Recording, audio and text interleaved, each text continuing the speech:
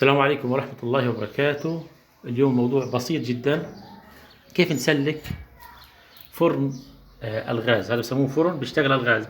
ممكن نستخدم نخبز عليه، ممكن نعمل كيكة. الفرن التقليدي الموجود يعني تقريبا في كل العالم، يعني هذا الفرن. طيب، في مشكلة بعانوا منها، انه النار بتطلع هان ضعيفة. ايش السبب؟ بكون في تسديد في فرن الغاز.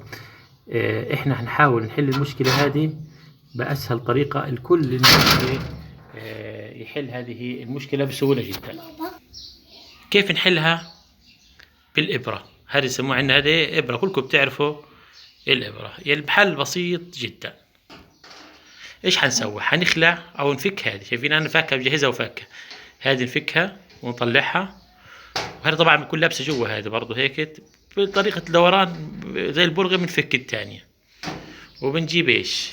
شايفين؟ بجيب إبرة، الإبرة اللي قلنا عنها، وبدخل الإبرة هان في عين هان. شايف كيف؟ وبنكش فيها اللي هو العين الموجودة هان في هذا الشكل. بننكش العين تاعتها، بندخلها وبنطلع. حتشوفها، حتشوف الإبرة انت بالخزق هنا طالعة من هذا الخرم. حتشوفوا الإبرة، وحننكش اللي هو ايه العين.